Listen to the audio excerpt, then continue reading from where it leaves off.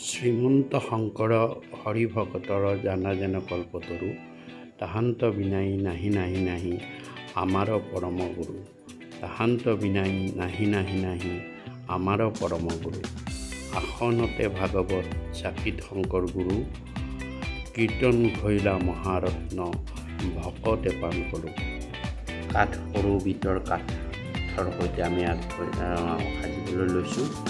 ইয়াত নাৰিকলৰ শুকান খোলাৰ পৰা আমি সৰু সৰু লতা আকৃতিৰ কিছুমান সাজি লৈছোঁ।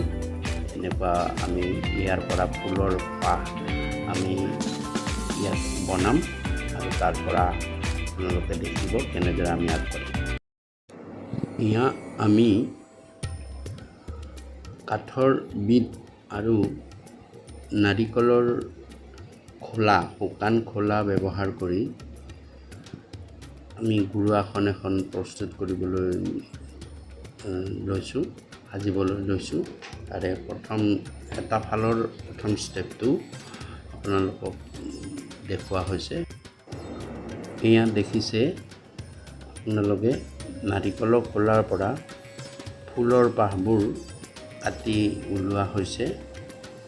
এটা নিৰ্দিষ্ট জোখত লৈ আমি এনেদৰে নাৰিকলৰ খোলাৰ পৰা সৰু সৰু টুকুৰা আকৃতি কাটি লওঁ আৰু ফুলৰ পাহটো তাত আঁকি লৈ তাক আমি খুব কষ্টৰে চুবুলেটেৰে তাক কাটি সুন্দৰকৈ আকৌ চিৰিজ কাগজ ব্যৱহাৰ কৰি ইয়াক মিহি কৰা হয়। এনেদৰে নাৰিকলৰ খোলাটোৰ ওপৰত কলমেৰে সুন্দৰে আঁকি লোৱা হয় আৰু আঁকি লৈ ইয়াক কটা কামত ব্যৱহাৰ কৰা হয়। এতিয়া সুন্দৰে একেটা জোখত একেটা মাপত পাহিটো, ফুল এপাহৰ পাহিটো এনেদৰে কাটি লোৱা হৈছে আৰু আমি যিমান পাৰি সুন্দৰ আৰু নিখুঁতকৈ সাজিবলৈ চেষ্টা কৰিছোঁ। আপোনালোকে চাই থাকক কেনেদৰে আমি এই কামখিনি আৰম্ভ কৰিছিলোঁ।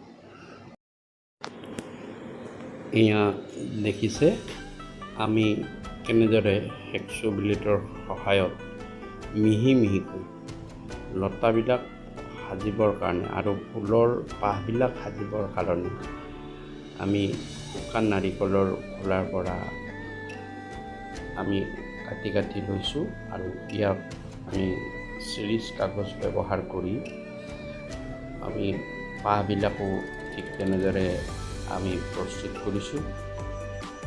এইখিনি কৰিবলৈ যথেষ্ট কষ্ট আৰু ধৈৰ্যৰ প্ৰয়োজন আছে। আপোনালোকে দেখিলে এইবাৰ সুন্দৰ সুন্দৰ পাহ কিছুমান ফুলৰ। এয়া আমি দ্বিতীয়টো খলপৰ কামত দিছোঁ। দ্বিতীয়টো খলপত আমাৰ এটা ফালত এনেদৰে ফুল পাহ আমি ছেটিং কৰিছোঁ আৰু ফুল পাহ ছেটিং কৰাৰ লগতে লতাবিলাকো আমি লগাই লৈছোঁ। তাৰপিছতে আমি পাতবিলাক সংযোজিত কৰিম। আপোনালোকে দেখি আছে যে ইয়াৰ পিছত আমি তৃতীয় সাপৰ কামটো কৰিম।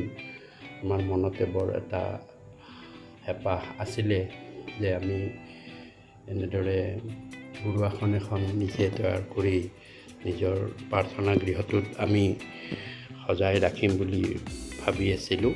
তাকে আমি ভগৱন্ত গুৰুৰ কৃপাত আমি কামখিনি কৰিবলৈ পাৰিছোঁ।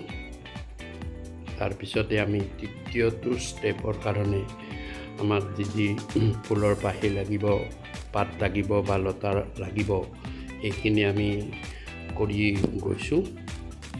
আমাৰ এইখিনি কাম আকৌ তৃতীয় ষ্টেপৰ কাৰণে আৰম্ভ হৈছে। আপোনালোকে চাই থাকিব কেনেদৰে আমি এইখিনি কাম কৰিবলৈ আগবাঢ়োঁ। পাহি বা লতা আৰু তাত সংলগ্নিত পাতবোৰ আমি কাটি কাটি প্ৰথমে উলিয়াবলৈ চেষ্টা কৰিছোঁ। তাৰপিছতে আমি তৃতীয়টো ষ্টেপৰ কামটো আমি আগবাঢ়িম।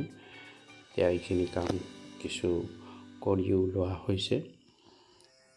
আমি বিশেষতঃ হেক্সো ব্লেডৰ সহায়ত সৰু সৰু টুকুৰা কাটি তাক ফুলৰ আকৃতি কৰিবলৈ যথেষ্ট কষ্ট আছে।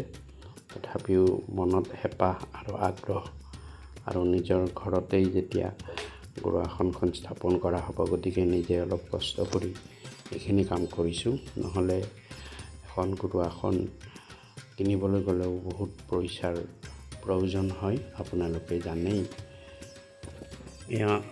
এইখিনিকে আকৌ আমি চিৰিজ কাগজৰ সহায়ত আমি তাক মিহি কৰিবলৈ আমি চেষ্টা কৰিছোঁ। যিমান পাৰি তাক মিহিকৈ উলিয়াব লাগিব, মিহি কৰিব লাগিব, আৰু তেতিয়াহে আমাৰ সৌন্দৰ্যতাটো খুব সুন্দৰ হৈ ফুটি উঠিব। এয়া আমি তৃতীয়টো ষ্টেপ আমি সাজি আছোঁ। আমি ইতিমধ্যে তাত লতাৰ কাৰণে ডালকেইটা আমি ফিক্স কৰিলোঁ, আৰু ইয়াৰ পিছত আমি ফুলপাহ তাত মানে সজাই ল'ম, আৰু ফুলপাহ সজাই লৈ তাক আঠাৰে তাক ফিক্স কৰি আমি ৰাখিম।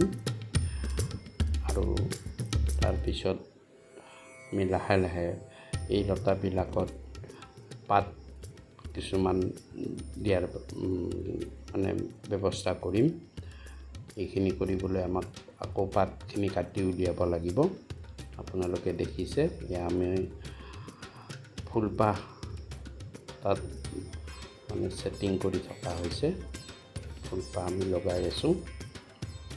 আমি এইখিনি বৰ আগ্ৰহ হেঁপাহেৰে আমি কৰি আছোঁ নিজৰ ঘৰতেই। যিহেতু গুৰু আসন এখন গৃহত থাকিলে যথেষ্ট সুবিধা। এয়া আমি তাত যি ব্যৱহাৰ কৰিছিলোঁ আঠা, সেই পেষ্টবিধৰ আমি আপোনালোকক দেখুৱাইছোঁ। অতি উচ্চ মানে শক্তিসম্পন্ন এইবিধ আঠা। সাৱধানতাৰ মাজেৰে ইয়াক ব্যৱহাৰ কৰিব লাগে। আপোনালোকে ব্যৱহাৰ কৰিলে খুব সাৱধানে ব্যৱহাৰ কৰিব। ই সোনকালে শুকায় আৰু ইয়াক মানে ব্যৱহাৰ কৰিলে খুব সাৱধান। আনকি কেতিয়াবা ছালত ই ফুটি যোৱাৰো মানে এটা ভয় থাকে, আশংকা থাকে। গতিকে ইয়াক সাৱধানে ব্যৱহাৰ কৰিব লাগে। ইয়াত দেখিছে আপোনালোকে আমি তৃতীয়টো ষ্টেপ আমি ফুলপাহ আমি তাত সজাই ল'লোঁ।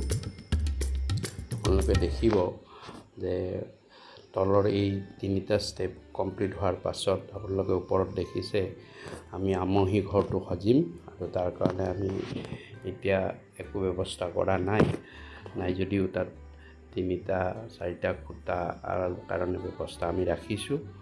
আপোনালোকে দেখিছে, আৰু পিছত ভালদৰে আপোনালোকে দেখাই পাব। আমাৰ ইতিমধ্যে 3 নম্বৰ যিটো ভাগ বা খাপ, সেই খাপটো আমাৰ সম্পূৰ্ণ পাই অৱস্থা। আমি লতাবিলাক লগাই আছোঁ, পাতবিলাকো লগাই আছোঁ, আৰু এইখিনি আমি ভালেখিনি সময়ৰ প্ৰয়োজন হয়।